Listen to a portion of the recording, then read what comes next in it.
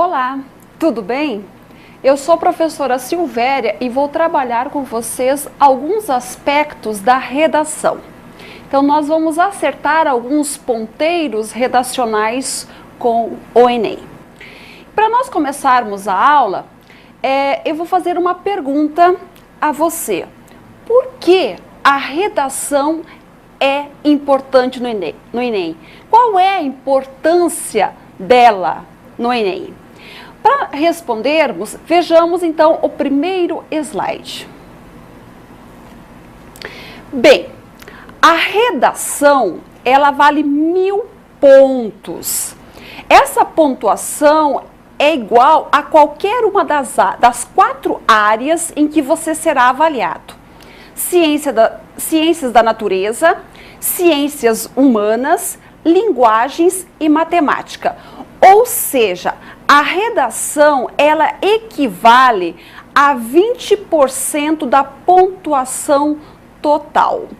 Então, aí mostra a importância da redação no Enem. Então, por isso, é necessário você se dedicar para a construção de um bom texto. Afinal, ela vale 20% da avaliação geral do Enem.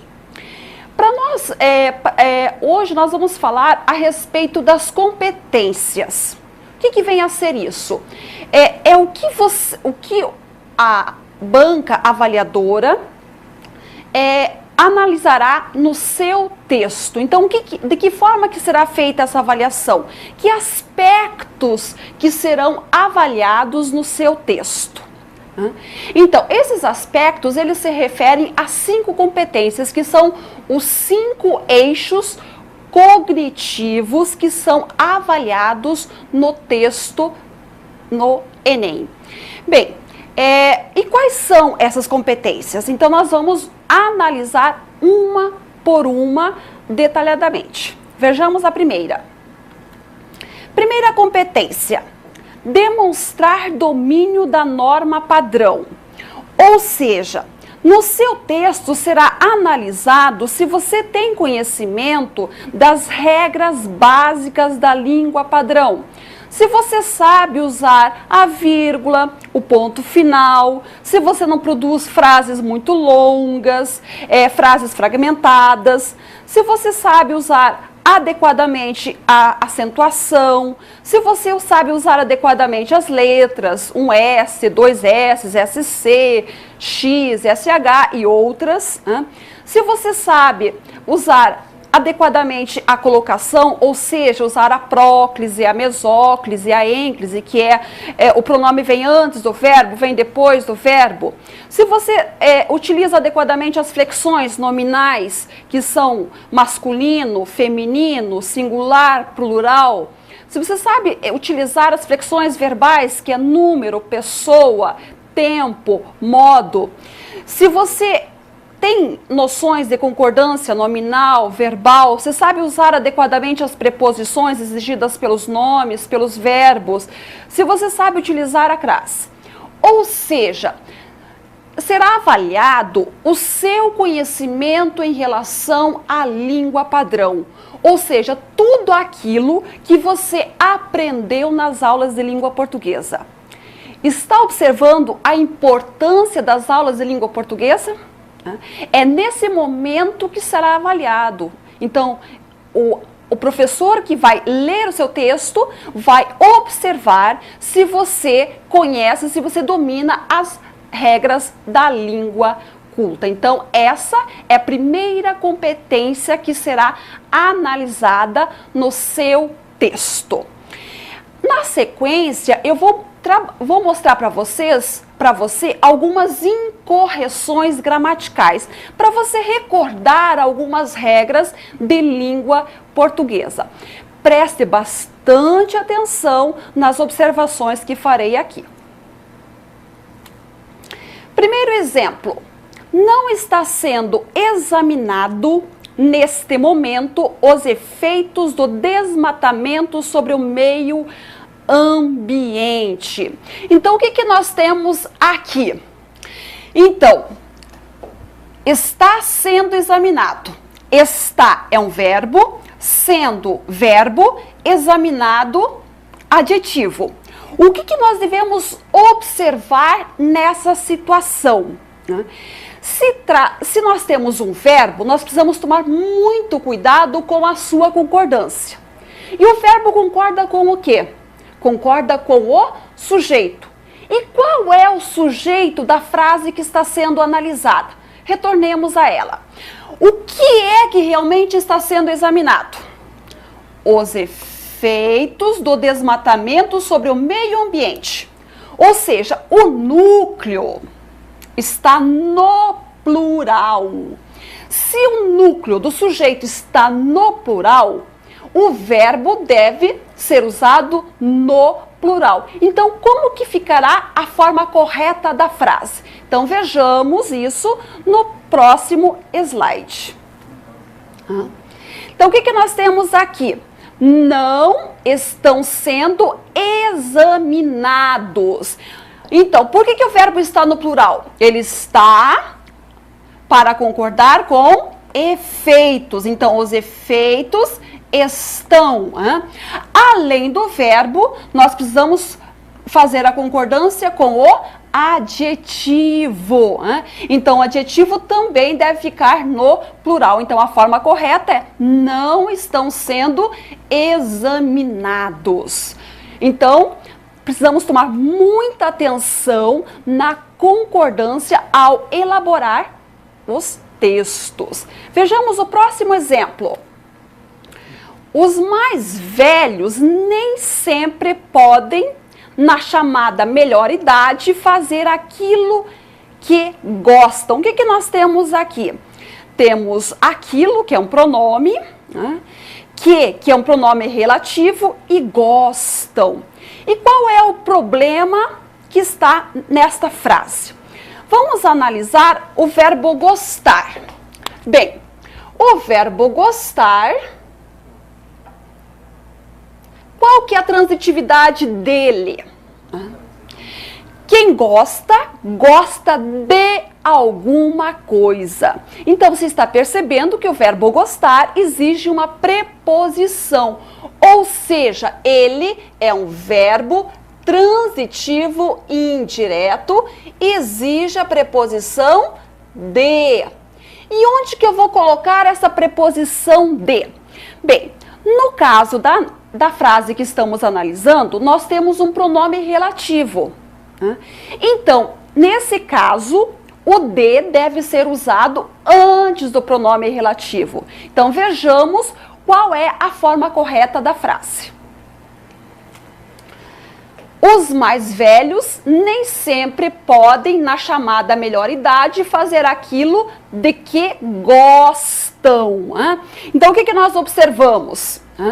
O acréscimo do de. Então, nós temos o verbo gostar, que é um verbo transitivo indireto. Ele exige a preposição de. Essa preposição de, nesse caso, aparece antes do pronome relativo. Então, a forma correta é aquilo de que gostam. Então, aqui nós temos um caso de regência verbal, em que nós devemos observar a transitividade do verbo. Entendido? Vamos para o próximo exemplo. Os frequentes episódios que assistimos de violência crescente convidam-nos à reflexão.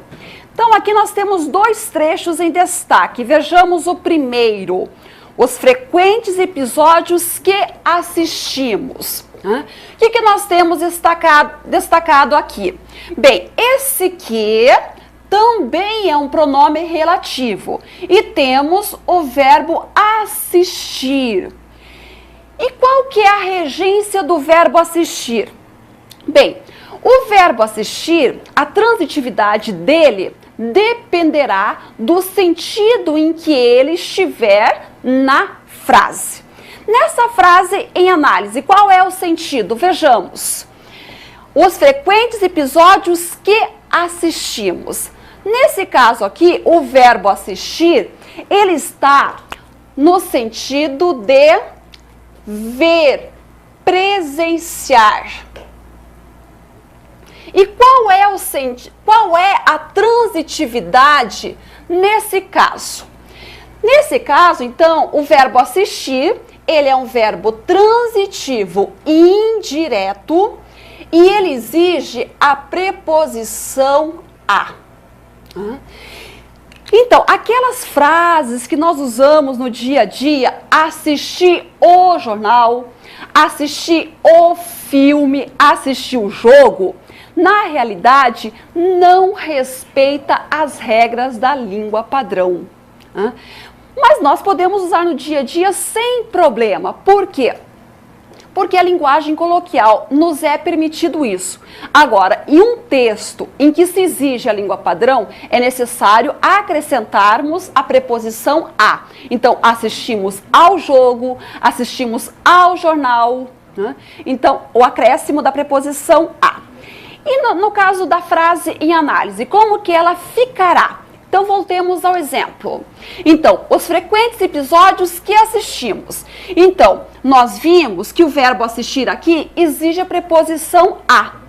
Nesse caso, a preposição a, ela deve ser usada antes do que. Então, os frequentes episódios a que assistimos. Entendido? Então, é mais um caso de regência verbal. O verbo assistir, no sentido de ver, presenciar, exige a preposição a. Entendido?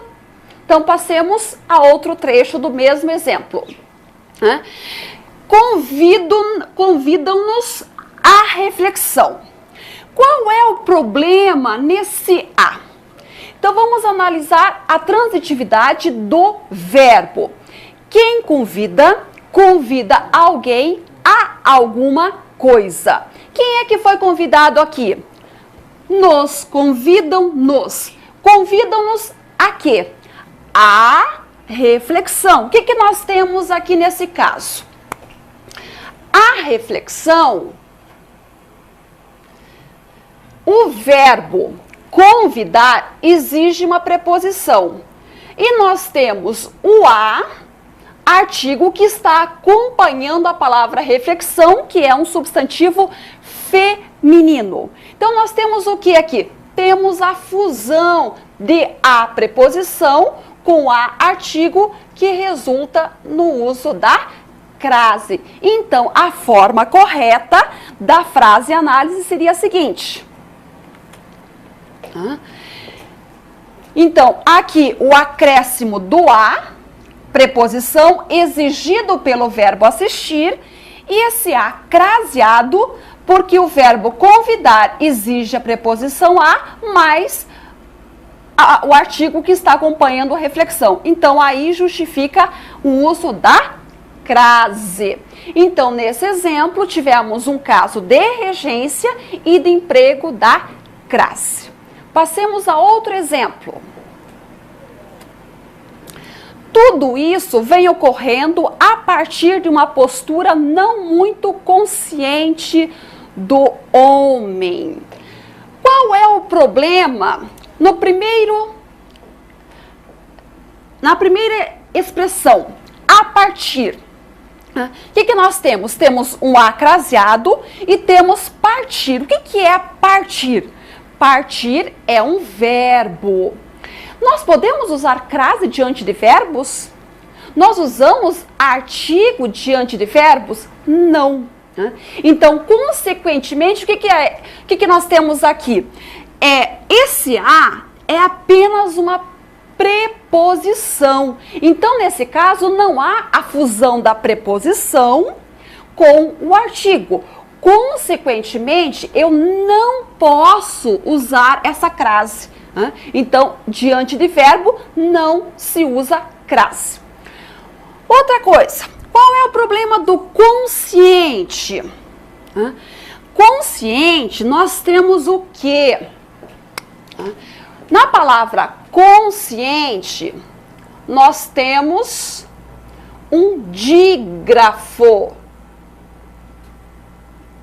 O que é um dígrafo? O dígrafo são duas letras com apenas um som. som. Então, a gente diz consciente, mas escreve consciente. Então, é SC, tá? Então, no exemplo em análise, nós vimos que não usamos crase diante de verbos e a palavra consciente é escrita com SC, ok? Passemos a outro exemplo.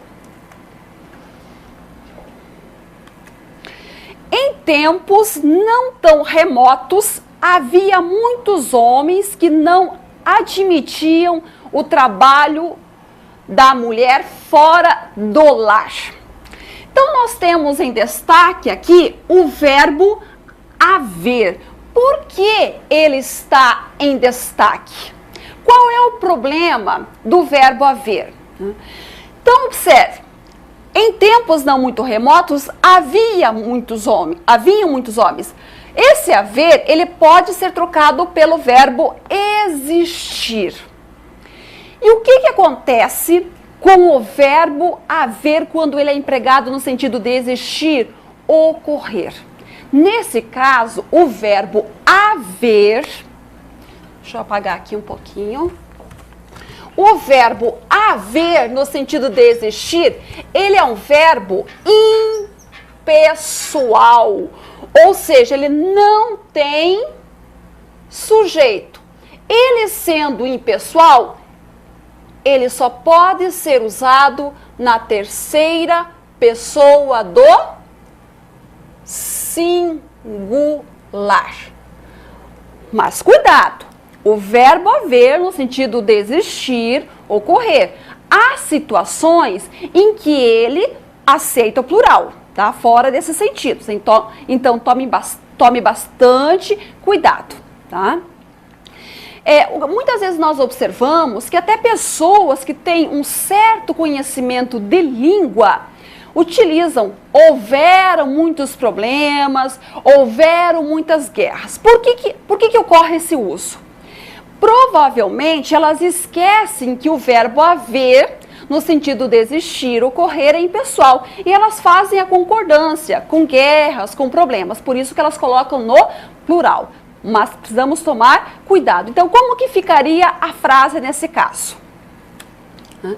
Em tempos não muito remotos, havia muitos homens que não admitiam o trabalho da mulher fora de casa. Então, o verbo haver, nesse caso, só deve ser usado na terceira pessoa do singular. Ele não tem sujeito. Tá? Então, mais um caso de concordância. Passemos a outro exemplo.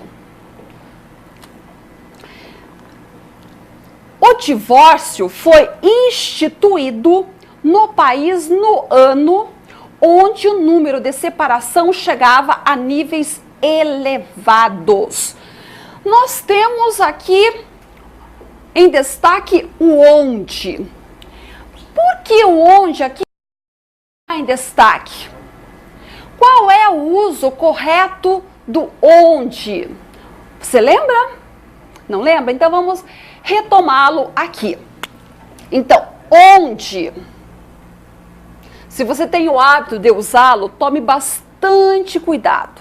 Ele só deve ser usado quando referir a lugar físico. Se ele não estiver indicando lugar físico, não use. Use apenas. E o que eu vou usar então? Troca por em que, no qual, na qual, nos quais, nas quais, tá? Então tome muito cuidado. Só use onde para indicação de lugar físico. E como que ficaria então a frase? Vejamos. O divórcio foi instituído no país no ano em que o número de separação chegava a níveis elevados. Então, como o onde, no caso em análise aqui, não está indicando lugar, né?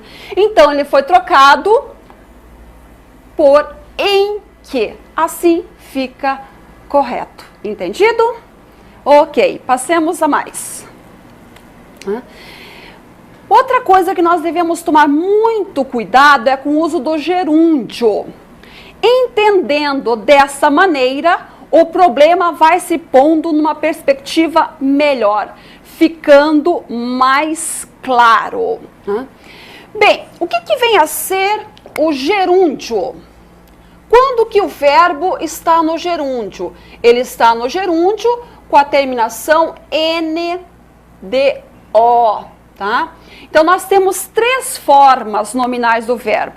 O gerúndio, que é a terminação NDO, o infinitivo, que é a terminação ar, er, ir, e temos o particípio, que no regular é ado e ido. Então, nós precisamos tomar muito cuidado com o gerúndio. Não devemos usar repetitivamente, porque o texto acaba se tornando pobre, como no exemplo que nós vimos no slide. Entendido?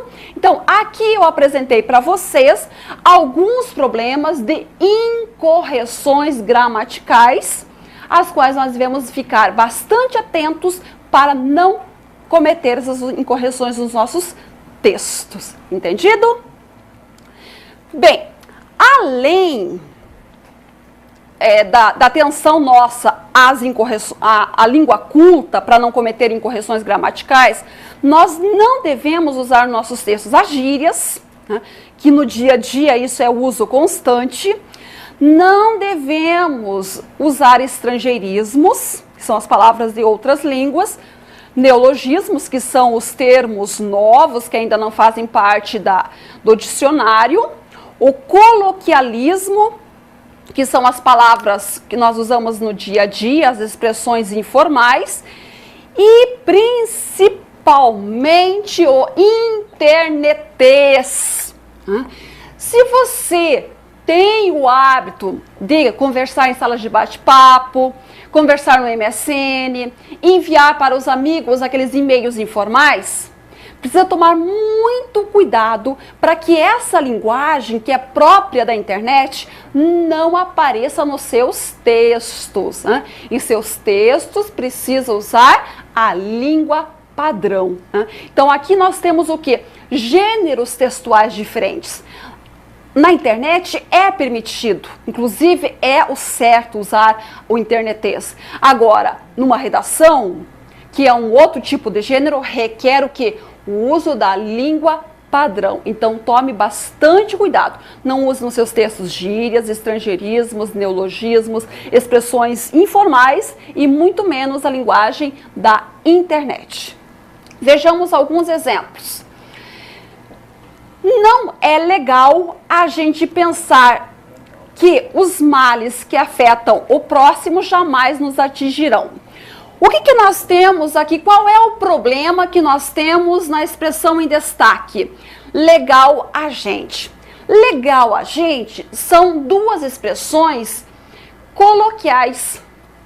Então, nós precisamos evitar esse uso nas redações. E como que nós, então, o que nós podemos colocar no lugar dessa expressão, dessas expressões? Então, podemos dizer o seguinte: não é interessante, não é lógico as pessoas pensarem que os males que afetam o próximo jamais as atingirão. Então, a palavra legal pode ser trocada por interessante ou por lógico e a gente por pessoas.